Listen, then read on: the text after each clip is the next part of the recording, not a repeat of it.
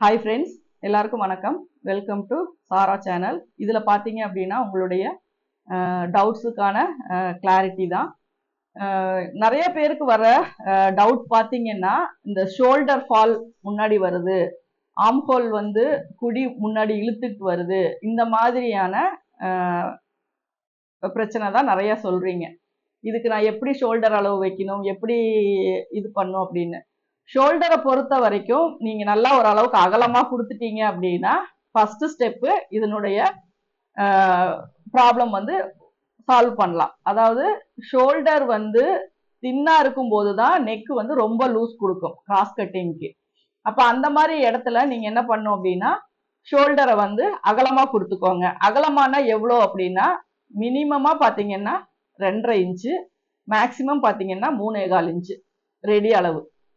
இந்த அளவு இருந்துச்சு அப்படின்னா உங்களுக்கு ஓரளவுக்கு இந்த ஷோல்டர் ஃபால் வந்து முன்னாடி இழுத்துட்டு வர்றதை நம்ம வந்து கரெக்ட் பண்ணலாம். அடுத்தது வந்து முன்னாடி இழுத்துட்டு வர்றதுக்கான காரணம் வந்து நெக்கினுடைய இறக்கம் வந்து நம்ம அதிகமா வைக்கக்கூடாது. இப்போ நார்மலா நீங்க ஒரு 7 இன்ச்சு வைக்கிறீங்கன்னா 6, 5.5 அந்த அளவு வச்சீங்கன்னா தான் நீங்க போட்டதுக்கு அப்புறம் உங்களுக்கு நெக்கு இறங்கும் போதும் உங்களுக்கு வந்து கப் ஷேப் வந்து ஃபிட்டிங்கா இருக்கும். அது வந்து ஃபர்ஸ்ட் கவனிக்கணும். அடுத்தது நீங்க ஆம்ஹோல் சைட்ல வந்து உங்களுக்கு என்ன ப்ராப்ளம்னா ரொம்ப டீப்பா வெட்டாதீங்க. ரொம்ப டீப்பா வெட்டினீங்க அப்படின்னாலுமே அது இழுத்துட்டு தான் வரும். அடுத்தது நீங்க என்ன பண்ணணும்னா மேக்சிமம் அதிகமா இப்ப நீங்க சொன்ன இது எல்லாமே யூஸ் பண்ணாலுமே எனக்கு இன்னுமே அந்த ப்ராப்ளம் வருது அப்படின்னா நீங்க ஸ்ட்ரெயிட் கட் போடுங்க, கிராஸ் கட் போடாதீங்க. கிராஸ் கட் போடும்போது தான் உங்களுக்கு துணி வந்து எக்ஸ்பேண்ட் ஆகும், இழுத்துக்கிட்டே போகும்.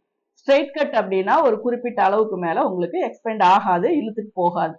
இதை எல்லாத்தையும் கரெக்டா பாத்துக்கோங்க. அடுத்தது கப் ஷேப்பினுடைய உயரம், அதுக்கு கொடுக்குற லூஸு, இந்த ஃபிட்டிங், இதையெல்லாம் பார்த்துட்டீங்க. அதுல லூஸ் இருந்தாலும் கப் ஷேப்ல லூஸ் இருந்தாலுமே உங்களுக்கு நெக்கு ஷோல்டர் எல்லாமே இறங்கிட்டு தான் போகும். ஒரு 13 இன்ச்சு 12.5 இன்ச்சு பேக் லென்த் வைக்கிறீங்க அப்படின்னா இன்னொரு 1/2 இன்ச்சோ 1 இன்ச்சோ பின்னாடி சேர்த்தி வைங்க. ஏன்னா முன்பக்கம் தூக்கி விட்டு பின்னாடி இடுப்பு சுற்றளவை நம்ம கரெக்ட் பண்ணோம் அப்படின்னா தான் கப் ஷேப் வந்து ப்ராப்பரா இருக்கும். கரெக்டான இன்னர் சைஸ் போட்டீங்க, பிரேசியர் சைஸ் போட்டீங்க அப்படின்னாலும் இந்த மாதிரி வராது. மேக்சிமம் பிரேசியர் போடாதவங்களுக்கு தான் இந்த மாதிரி ப்ராப்ளம் எல்லாமே வரும். கப் ஷேப்புக்கு கரெக்டா ஃபிட்டிங் கொடுத்து நிக்கல அப்படின்னா ஆம்ஹோல் சைடு இழுத்துட்டு வரும், நெக்கு வந்து இழுத்துட்டு வரும், ஷோல்டர் இறங்கி வரும். இந்த மாதிரி ப்ராப்ளம் எல்லாமே வந்து நம்ம வைக்கிற கழுத்தினுடைய அகலம், நெக்கினுடைய உயரம்,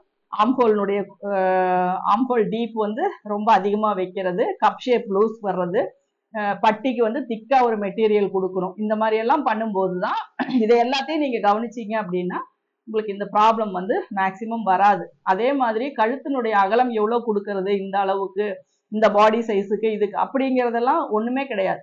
உங்களுடைய ஸ்டைல் என்ன, உங்களுடைய பிளவுஸ் என்ன, உங்களுடைய ஸ்ட்ரக்சர் என்ன, உங்களுடைய கப் ஷேப் என்ன, இது எல்லாமே ஓவரால் உங்களுக்கு தெரியும்.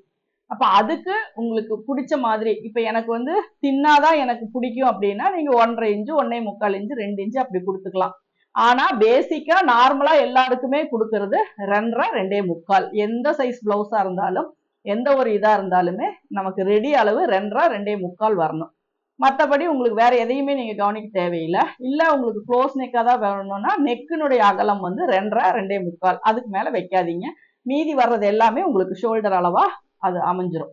அதனால நீங்க கவனிக்க வேண்டிய விஷயங்கள் இதுதான். நீங்க உங்களுடைய ஸ்ட்ரக்சர் என்ன, உங்க பாடியில என்ன, உங்களுக்கு கப் ஷேப் இறங்குதா, நம்ம ஸ்ட்ரெயிட்டா இது கரெக்டா ஸ்ட்ரெயிட் கட் போடுறோமா, கிராஸ் கட் போடுறோமா, இது எல்லாத்தையுமே நீங்க கவனிச்சீங்க அப்படின்னாவே உங்களுக்கு மேக்சிமம் வந்து கப் ஷேப்ல வர ப்ராப்ளம் வந்து சால்வ் பண்ணலாம். துணி இழுத்துக்கிட்டே வர மாதிரி பிளெயின் ப்ளவுஸ் போட்டீங்க அப்படின்னாலுமே, அதாவது ஃபுல் வாயில் போட்டீங்கன்னாலுமே கப் ஷேப் லூஸ் ஆயிட்டே தான் வரும்.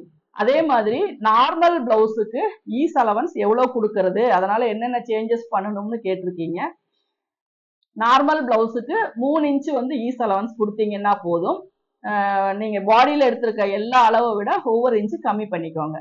அதாவது ஈஸ் அலவன்ஸ்ல கம்மி பண்ணீங்கன்னா பாடி அளவுல கம்மி பண்ணாதீங்க. பாடி நார்மலா எடுத்துக்கோங்க, 3 இன்ச்சு ஈஸ் அலவன்ஸ் கொடுத்துக்கோங்க. இடுப்பு சுற்றளவு 31 அப்படின்னா 30 இன்ச்சு வச்சுக்கோங்க. கை சுற்றளவு வந்து 12.5 அப்படின்னா 12 வர மாதிரி வச்சுக்கோங்க. சரிங்களா? கை சுற்றளவு ஒரு 1/2 இன்ச்சு வந்து கம்மி பண்ணிக்கோங்க. இடுப்பு சுற்றளவு 1 இன்ச்சு மைனஸ் பண்ணிக்கோங்க. சீம் அலவன்ஸ் வந்து 3 இன்ச்சு ஈஸ் அலவன்ஸ் வந்து 3 இன்ச்சு கொடுத்துக்கோங்க. அந்த மாதிரி கொடுக்கும்போது உங்களுக்கு ஓரளவுக்கு ஃபிட்டா வரும். நெக்குமே பாத்தீங்கன்னா 6.5 இன்ச் வைக்கிற இடத்துல 6 இன்ச் அந்த மாதிரி வச்சுக்கோங்க. அப்போதான் உங்களுக்கு நார்மல் பிளவுஸ் வந்து ஃபிட்டிங்கா வரும். லைனிங் பிளவுஸும் நார்மல் பிளவுஸும் என்ன துணி அப்படிங்கிறத பொறுத்து இப்ப இதுவே cotton blouse full and full cotton அப்படின்னா நீங்க எடுக்கிற அளவு அப்படியே வைங்க. ஏன்னா ஃபுல்லாவே ஸ்ரிங்க் ஆகும். அதனால அதுல எதுவும் பண்ண வேண்டாம். இந்த ஃபுல் வாயில் பிளவுஸ் அப்படிங்கும் போது மட்டும்தான் நார்மல் பிளவுஸுக்கு இதையெல்லாம் நீங்க கவனிக்கணும். மற்ற மெஷர்மெண்ட் எல்லாம் கவனிக்க தேவையில்லை. ஷோல்டர், கப் ஷேப் இது எல்லாமே நீங்க எப்பவும் போல வச்சுக்கோங்க. சுற்றளவுகள் மட்டும் நீங்க கரெக்ட் பண்ணீங்கன்னா போதும். ஃபிட்டிங் வந்து உங்களுக்கு நீட்டா வந்துடும். Thank you viewers. கனவுகளை தைக்கும் கைகள், அழகை உருவாக்கும் டிசைன்கள், சிம்பிள் கட்டிங்